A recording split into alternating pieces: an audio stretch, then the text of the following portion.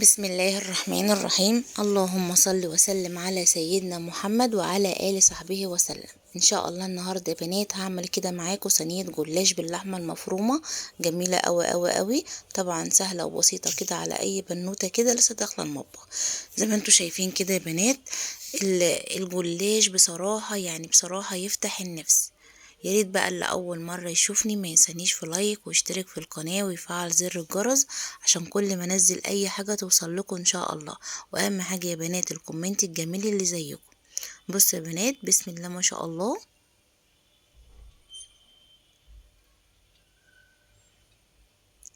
حاجه بصراحه كده يا بنات تفتح النفس.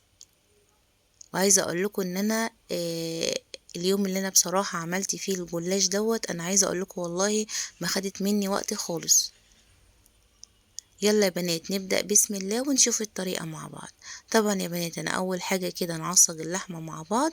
طبعا انا جبت كده صينية وابدأ انزل كده بشوية زيت ومعلقة او معلقتين سمنة.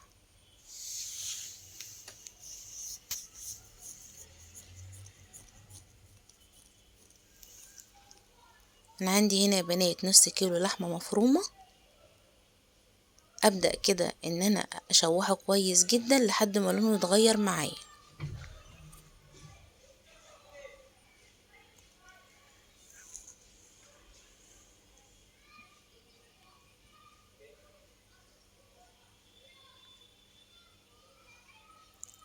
خلاص يا بنات، اللون اللحمة اهي بدأ ان هو يتغير معايا.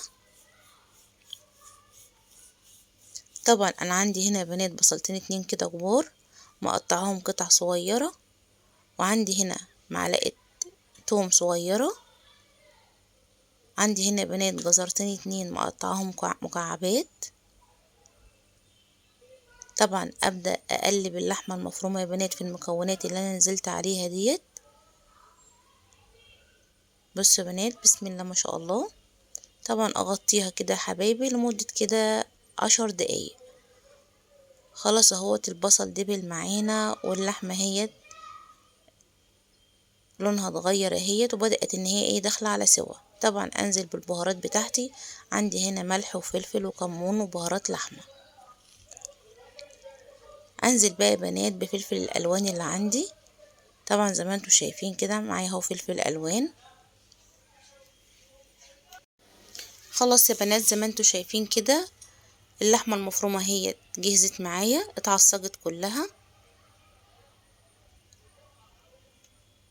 بصوا يا بنات بسم الله ما شاء الله. خلاص بقى هغطي عليها كده. طبعا يا بنات انا عندي هنا لفة جلاش. هبدأ ان انا اقطعها شرايح كده صغيرة جدا رفيعة قوي. طبعا لازم يبقى عندي كده سكينة حامية. بصوا يا بنات بسم الله ما شاء الله زي ما انتم شايفين كده.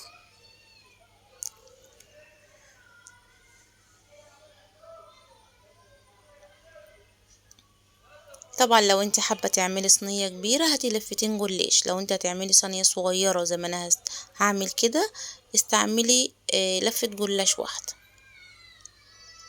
هبدأ بقى يا بنات ان انا احط الجلاش بتاعي كده في بولة.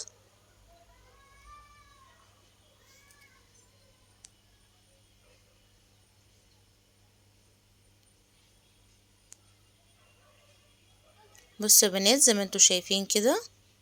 طبعا بقى انا عندي سمنة بلدي كده. طبعا انا سيحت يا بنات قيمة كده كوباية، واخد على حسب استعمالي.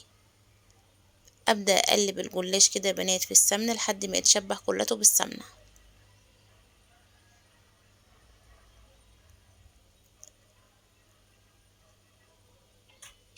بصوا يا بنات بالطريقة دي كده. طبعا بقى انا عندي الصينية بتاعتي. هبدأ ان انا انزل بنص الكمية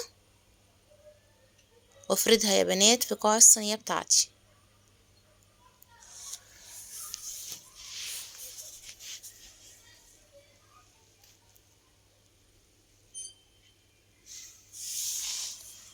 خلاص يا بنات طبعا بقى انا هجيب اللحمة المفرومة. طبعا يا بنات انا عاملة نص كيلو. طبعا هاخد كده على حسب استعمالي. طبعا انا يعتبر خدت نص الكمية اللي انا كنت عاملاها. يعتبر كده يا بنات انا يعتبر استعملت على لفة الجلاش ربع كيلو لحمة مفرومة. بصوا يا بنات ابدأ ان انا اساوي اللحمة كده اللي معايا وانزل ببقية كمية الجلاش.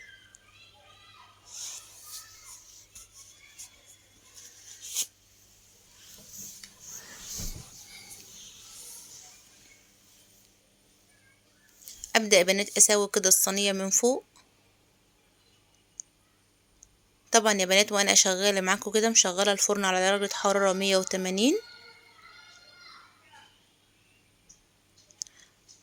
خلاص يا بنات اركب بقى كده الصينية بتاعتي واعمل التشريبة بتاعت الجلاش. طبعا انا عندي هنا بيضة وعندي كوبايتين 2 لبن. بصوا يا بنات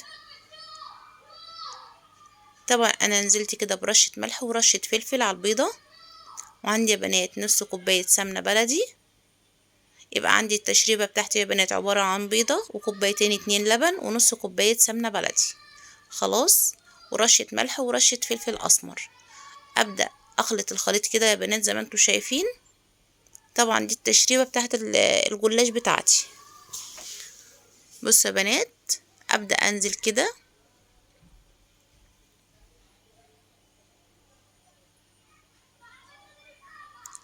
احرك بقى يا بنات الصينية كده عشان التشريبة الجلاش بتاعي يتشرب كله. طبعا انا عندي هنا كيس لحمة كيس جبنة موزاريلا.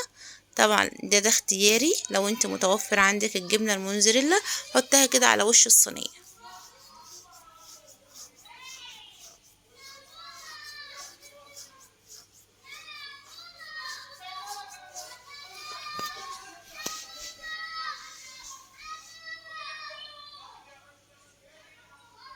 خلاص يا بنات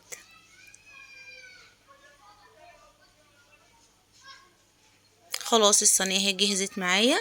طبعا بقى لو انت عندك زيتون لو انت عندك فلفل الوان يعني دي حاجة دي اختياري وحاجة تبع ذوقك انت عايزة تحطي الجبنة الموزاريلا بس كده حطيه.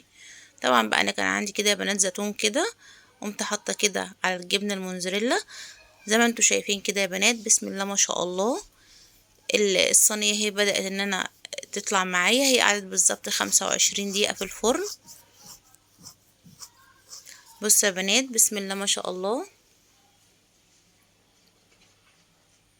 طبعا انا سبتها هديت شوية. ابدأ بقى ان انا اقطعها يا بنات قطع كده.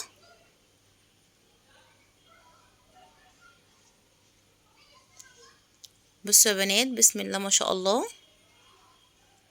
زي ما قلت لكم ما خدتش مننا وقت خالص. وزي ما انتوا عارفين ان احنا في رمضان ورمضان طبعا بيحب التغيير الاكل كل يوم طبعا.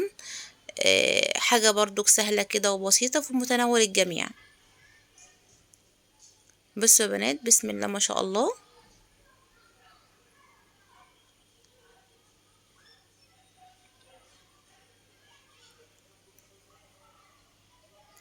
يا ريت بقى اللي اول مره يشوفني ما ينسانيش في لايك واشترك في القناه ويفعل زر الجرس عشان كل ما انزل اي حاجه توصل لكم ان شاء الله. يا ريت يا بنات اللي عجبتها الطريقه ما تنسنيش كده في كومنت جميل زيها.